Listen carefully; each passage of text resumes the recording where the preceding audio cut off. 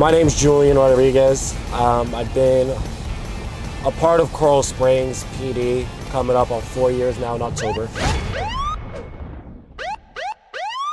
It'll be just about 3 years in this position as a traffic accident investigator. I was a police explorer for the city of Coral Springs for a couple of years, and when I turned 18, I was, speaking to my advisor. I was like, hey, listen, I'm 18 now. Are there any positions within the agency that I can work for to, make some money while I was in high school, or at least coming into college at that time? So speaking with them, they introduced me into parking enforcement, which I did for about, I want to say 9 months-ish. I did that, and then speaking with the accident investigators at that time, just small little questions. How do you like it? What is it exactly that you guys do? It was something that interested me, and then that's when I went ahead and asked my supervisor if I can, just go ahead and push myself through that way. Zulu 91, show me going out with a signal 4. It's going to be Sample and Rock Island, westbound just east of. So actually, we just drove by a crash. Actually, this one looks like it has a police officer involved. We're going to see if it's one of our guys, whether it's, a different agency. But, it's a simple rear end. These tend to usually go pretty quick. And let's see what we have here. Hello, how you doing? Alrighty, so being that we're in the middle of Sample Road, it's not the most ideal position to take a crash report. So what we're gonna do is we're gonna go ahead and move into the parking lot right across the street at Wawa.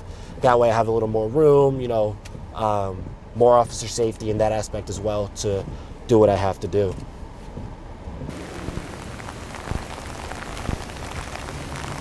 How's it going, sir? Ready. Perfect, thank you.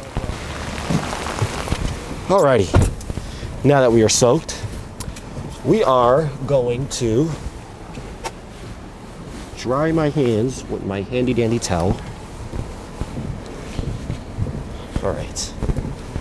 So now what we're gonna do is we're gonna go on our, what's called 2 channel. It's our information channel. Every agency has their channel where they, get information on drivers, vehicles. So ours is typically the 2 channels. So we're gonna go ahead and switch over. Zulu 91 1092. And what we're gonna do is we're gonna run the registration, run the license, make sure, the vehicle's valid, the vehicle's not stolen, make sure the driver is valid. They have a valid license, it's not expired. They don't come out with any warrants out of any other state. If they do, technically we would have another officer respond, a sworn officer, because I am a civilian. So we'll have that sworn officer respond, and then we'll go through that process. Alrighty, so typical job duties that we do as a traffic accident investigator, just to put it in a broad perspective, we're essentially a police service aid. So we do anything from any traffic related call, whether that's a broken down vehicle, a traffic crash, intersection lights are out, parking calls. We do anything that's traffic related. That's our primary job function. However, in addition to that, we do also perform different tasks. So we'll do animal calls. Yeah, we do have the humane unit, but sometimes they're not always available, so we'll handle those for them. All right, so now we're rolling up on a simple bender parking lot crash. With these, I'm still gonna ask, is everybody okay? Are there any injuries? Because the last thing we want is somebody to be injured. We didn't ask, and now they're not getting the help that they need. Hello, sir, how's it going?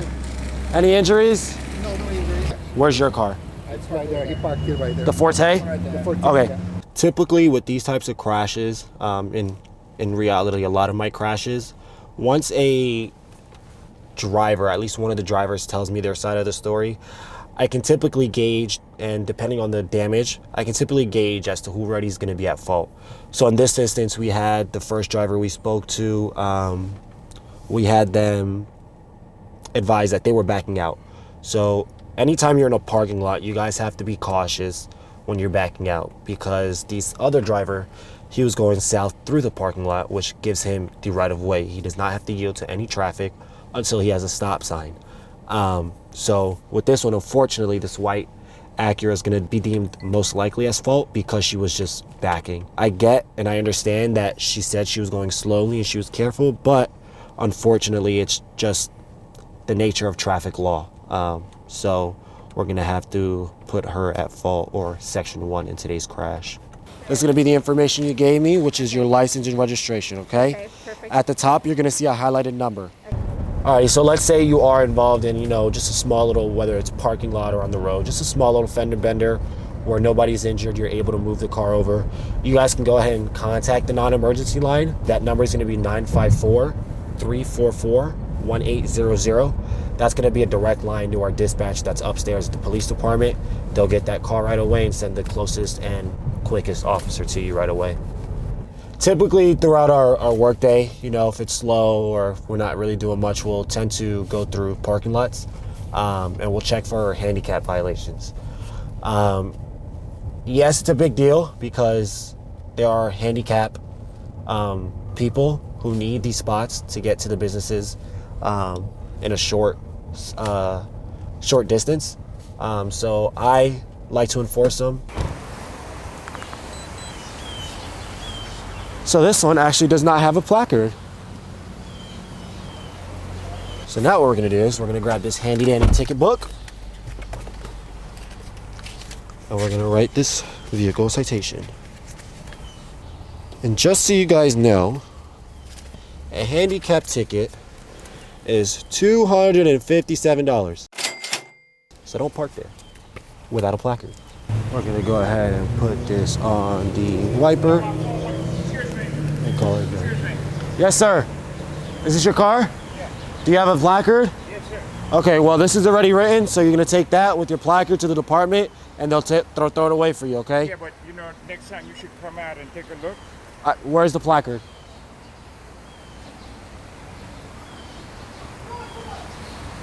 You the investigator too? At his phone.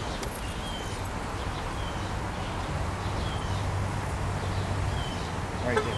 It is not my responsibility to look inside of a vehicle, okay? So that's your citation for it. Okay. Take that and your placard to the department with your driver's license, To where? and they'll take care of To it. what department? Coral Springs Police Department. Or the one over there on Coral Springs Drive. Yes, sir. Yeah, but do yourself a favor. I mean, listen to me. Go ahead. You could be in the same situation one day. Okay. I know it's my responsibility. Right. But there may be a reason why you forget to put it in. Okay? So if I was giving out a ticket, you just roll up, or did you come to the car? I did. Okay, so you should take a look. I looked at it's supposed to be hanging from your rear view, okay? Take your citation and the placard to the agency, and they'll take care of it. Have a great day, sir. Take care. So, more often than not, we tend to get, these type of people who, just like to be argumentative, for a lack of better terms. This guy stated he had a placard. However, if you're parked in a handicapped spot, you are supposed to put it up on your rear view once it's parked. He did not. It's not my responsibility to go digging, looking inside of his vehicle from the window to find one. He's supposed to have it hung up.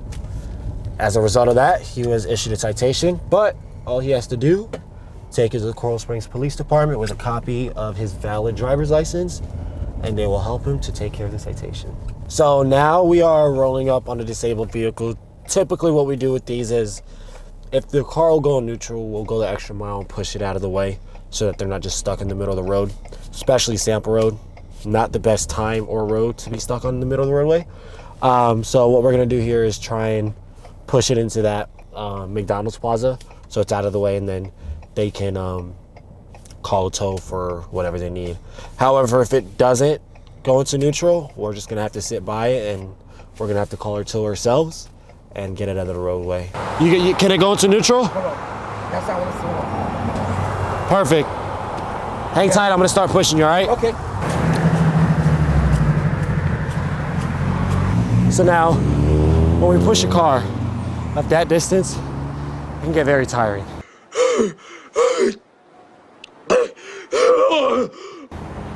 My legs are shot.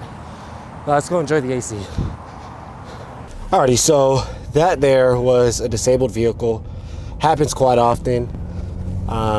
In this instance, he said his battery died. So I guess the car just shut off on him, wouldn't turn back on. So what we did is we just went ahead and pushed him into the nearest parking lot. That way he's out of the roadway, he's not a traffic hazard.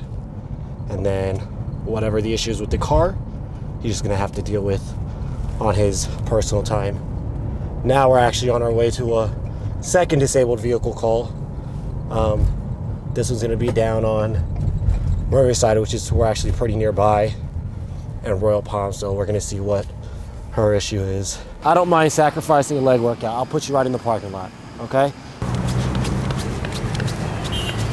Alrighty, so that was our second vehicle push of the day. We're on the roll here. In this situation, I guess she just ran out of gas. She was on her way to the gas station right here off of Riverside and Sample. She just missed it by a mile, but you know, it happens to the best of us. So we were able to get her into the Walgreens parking lot, in which she'll call whoever she has to help her get some gas. And that's that.